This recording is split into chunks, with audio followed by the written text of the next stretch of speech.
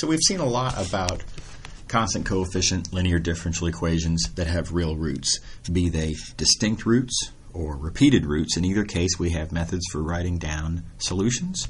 In fact, we've already confirmed that we'll always get the correct number of solutions, and we've also confirmed that they'll always be independent. So we're really kind of done with homogeneous constant coefficient linear differential equations that have all real roots.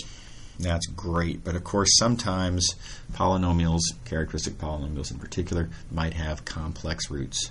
So that's the next big topic we have to tackle. In order to do that, we have to make sure we understand the basics of complex numbers. I think most students in this course have seen complex numbers before, at least a little bit. Some students have seen more, some students have seen less.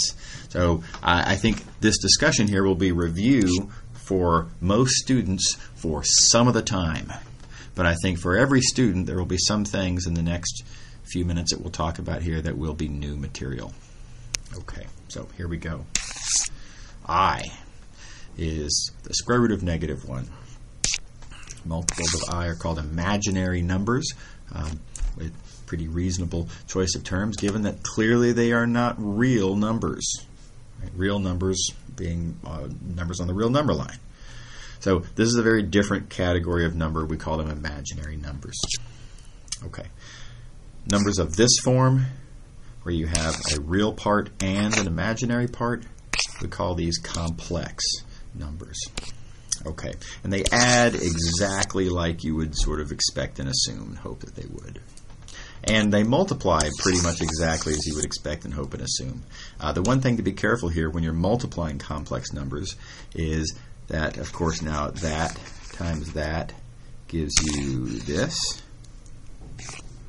But be careful about the fact that BI times DI doesn't give you BD. It gives you BD times I, and I squared, don't forget, is -1. So you get minus BD. Be careful with that minus sign. It's really easy to mess that up. Okay, so those are some basics. Next thing. Taylor series give us this weird result. And this is pretty unexpected. Some of y'all might have seen this in a calculus course, second semester calculus course. I'm discussing Taylor series, and it's not the weirdest thing in the world once you see what these Taylor series look like, but if you plug in I theta into the Taylor series for e to the x, and likewise write down these two Taylor series, what you find is that this relationship holds. Very unexpected.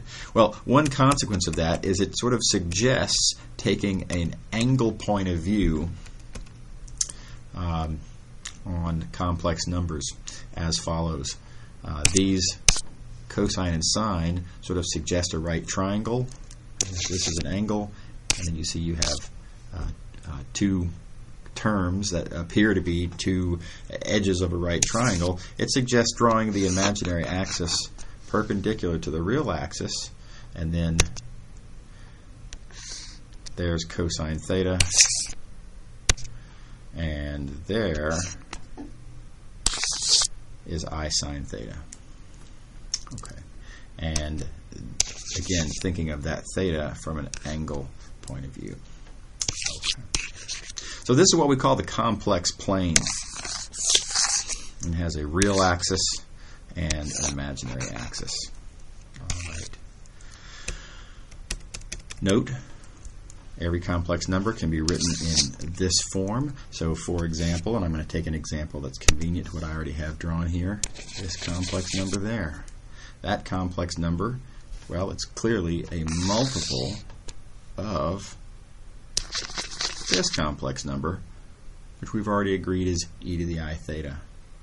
And of course, this distance here is 1. And so this number here, whatever this distance is, call that r, this number will be r e to the I theta. Okay. Okay. So the complex plane allows for nice geometric interpretations of certain facts of algebra. So, for example, here's just kind of multiplying out of some complex algebra, and R1 times R2 gives R1 R2. That's fine.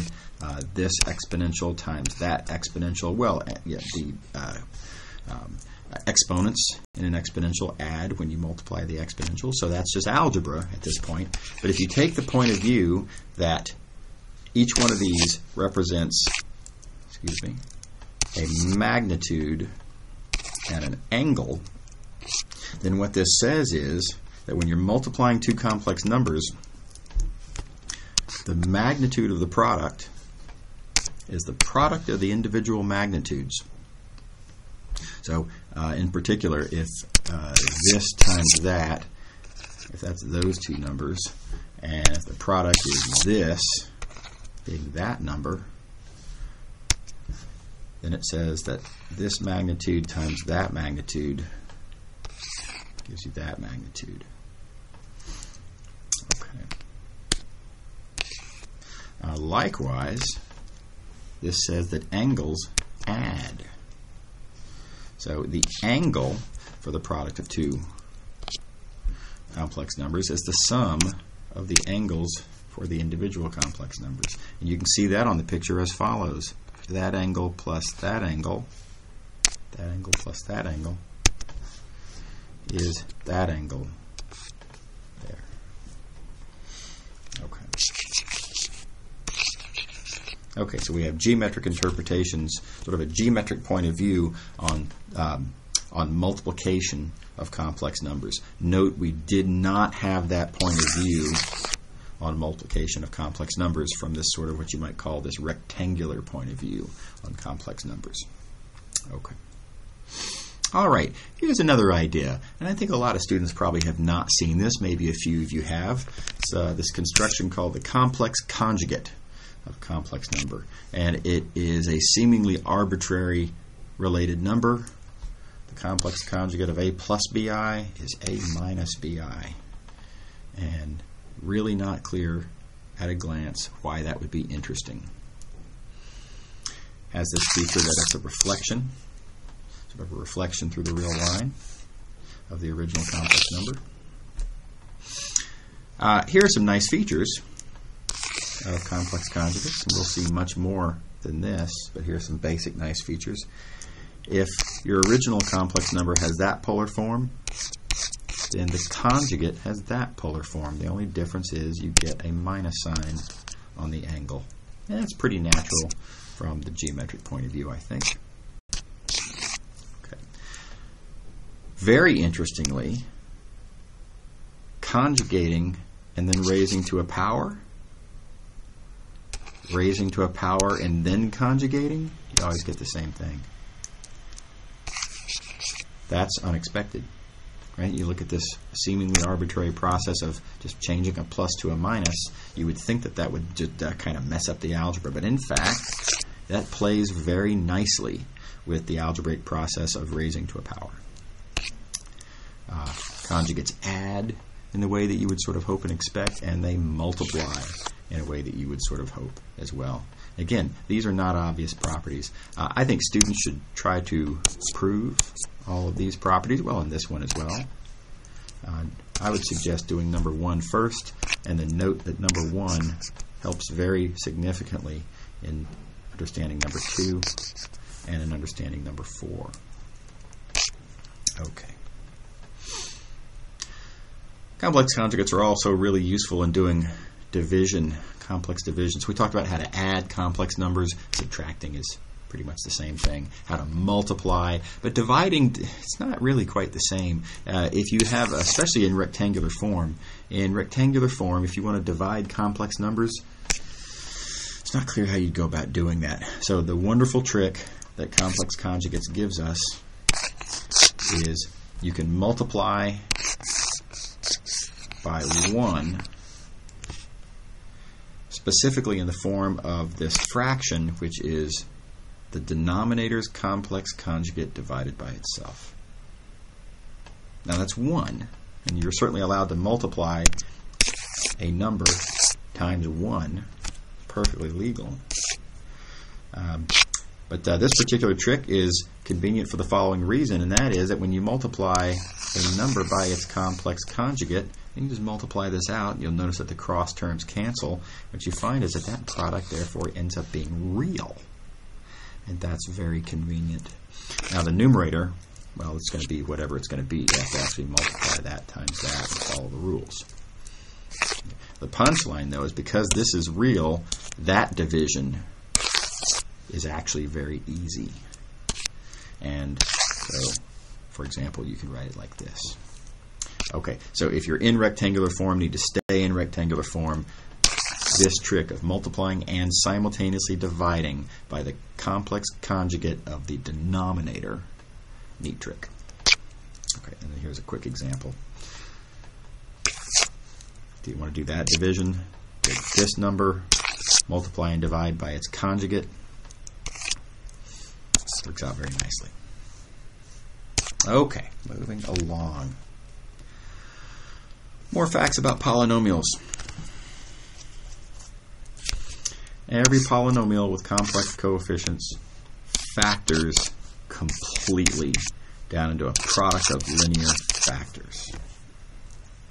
Now, this is a surprise to a lot of students. By the way, let me point out that when I say complex coefficients, complex does not mean that the imaginary part has to be non-zero. It just means that it's allowed to be non-zero. So it is perfectly fine. I mean, this is a polynomial with complex coefficients.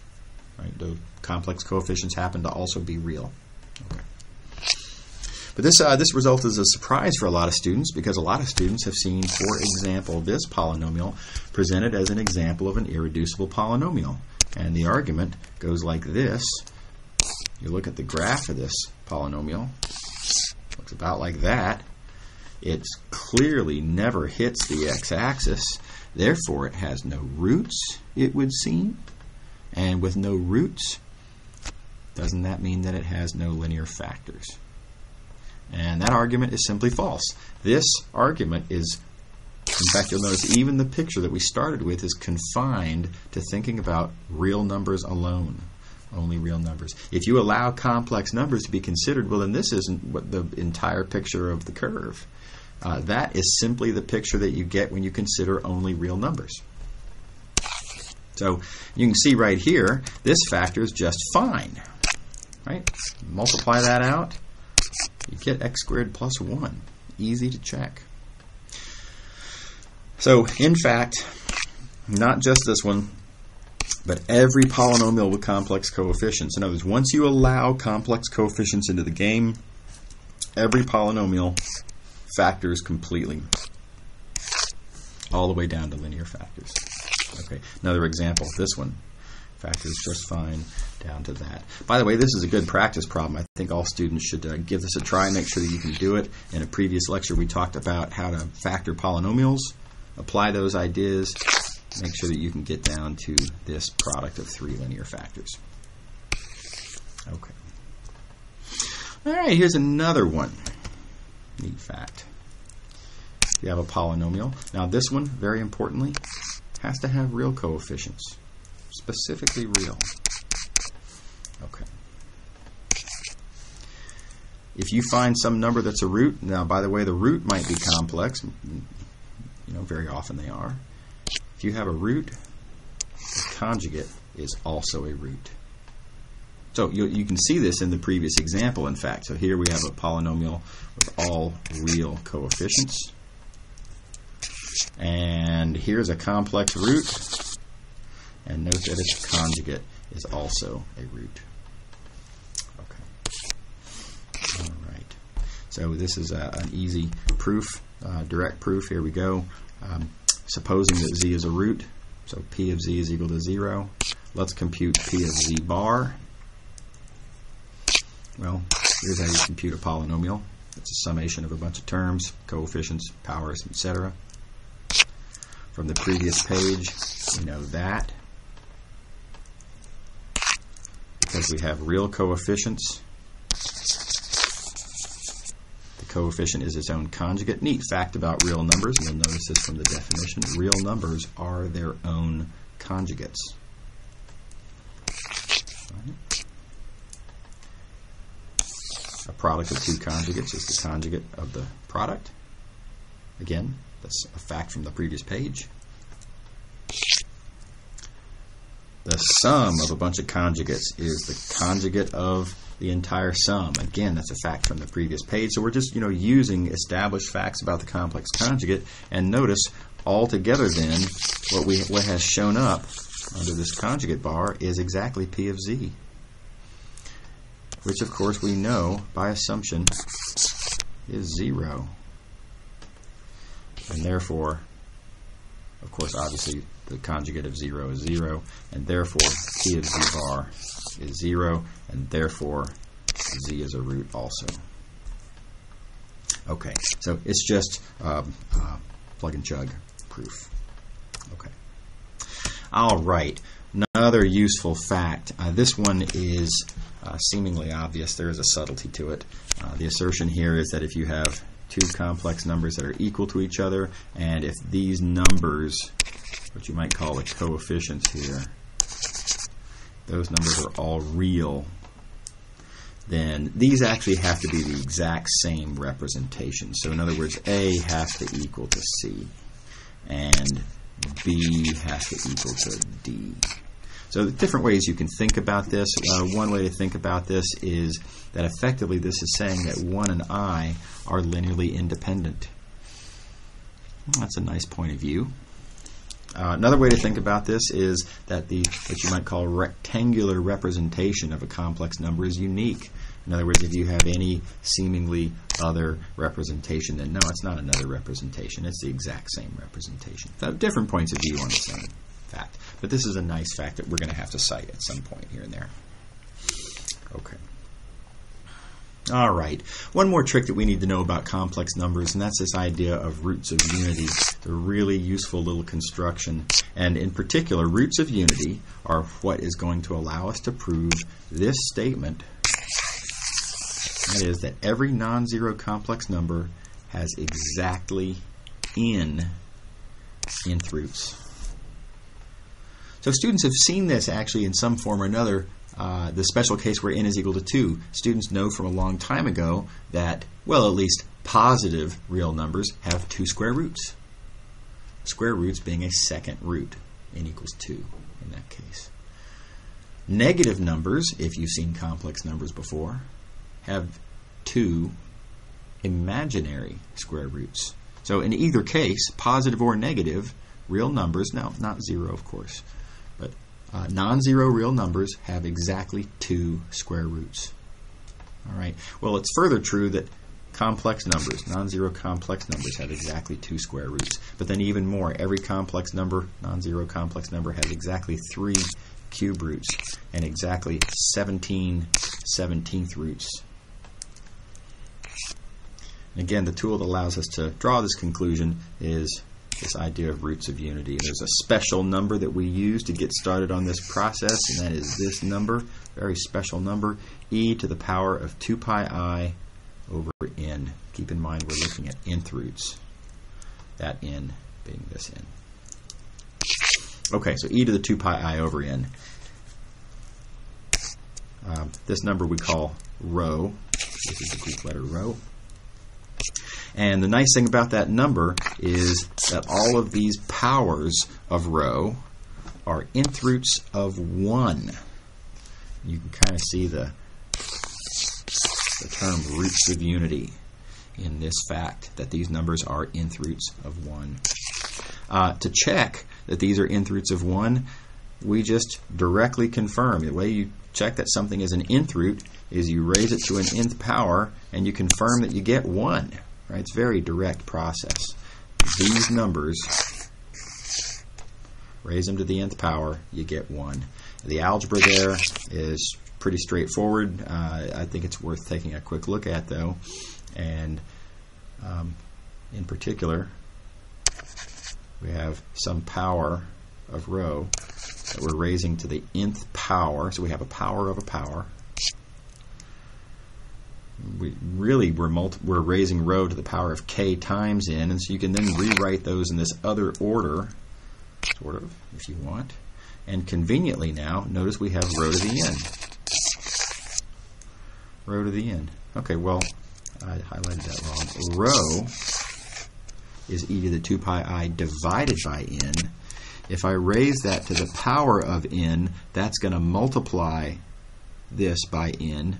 So I'll have a factor of n that will cancel that denominator factor of n, and I end up with just e to the 2 pi I, which conveniently is just 1. And that's the idea there. It's a little tricky little bit, but it gives us what we want. Okay, so you can see where this construction came from then. Where this construction came was I knew I was going to be raising numbers to the nth power, so I pre-inserted this denominator in so that they would cancel, so that I would get 1 as I needed. Okay. All right, neat trick. Neat trick. Okay, so the way this helps us do what we're interested in doing, namely finding the nth roots of a complex number, is as follows. Start with any such root. Now, there's a reasonable question. How do I know? How can I find any such root? And there's a nice little method there. Quick aside, come back to this in a moment. Suppose you want to find an nth root of this number. Well, look, you take the magnitude, and you take the nth root of that magnitude, and you take the angle, and you divide that angle by n. And big surprise, but when you take this number and raise it to the nth power, raising it to the nth power is going to cancel that. Raising it to the nth power is going to multiply this exponent by n and thus cancel that, and you end up with, well, you know where you started, me to the I theta. Me to the I theta is what's left over. So again, this is just kind of reverse engineering what you need. So given a complex number, this might be what you'd call the obvious nth root of that complex number. Okay, fine. So take any such root, any nth root of your number you're interested in, alpha. That number r, multiply it by the roots of unity, starting with 1, and then rho squared, etc., the rho to the n minus 1. So very direct process. Take r times the roots of unity.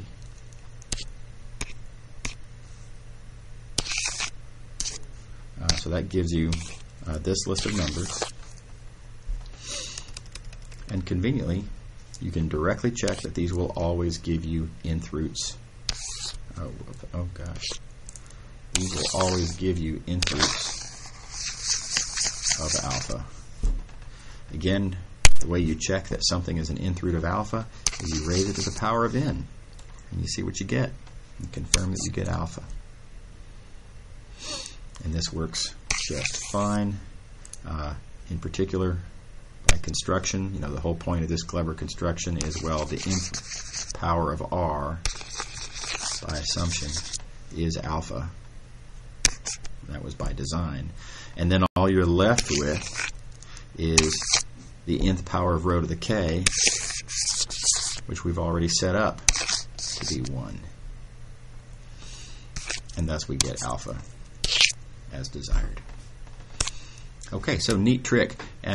Here is an example. Suppose I want to find the 3 cube roots of I, imaginary number I. So, start with our usual game. Notice that I can write I in this form. That's the polar form for I. Here's that trick for how to find a cube root of that. Notice I took the cube root of the magnitude. Conveniently, the cube root of 1 is 1. And then I divided the angle by 3 in this case, because I'm looking for cube roots. N is equal to 3. So dividing pi over 2 by 3, I get pi over 6. Okay. Here's our rho. That's the tricky root of unity number, rho. And so per the theorem above, the nth roots of our number are these: r row, and r row squared. And you can check and confirm that these actually work. Here's r, namely our sort of first freebie cube root. Here, the powers of row. There's our roots of unity. Keeping in mind that row is that. Right, you can multiply these all out. That's just a little bit of multiplying. You add the exponents. Think about how fractions add, etc. And these, if you put these into rectangular form, you get these three numbers, and these are the three cube roots of the number I. Okay. By the way, there is a nice geometric picture that you get out of this. Conveniently, this will always work out. Here's I that we started with. This was our alpha. The first cube root, so that was that. The first cube root, our free sort of easy cube root, was this number. And then the other numbers that we found were this and this. And interestingly, what will always turn out is that the cube roots that you find will always form an equilateral triangle centered at the origin. Neat fact. Furthermore, the fourth roots of a number will all make a square. The fifth roots will all make a pentagon, all regular polygons. Neat facts. Okay.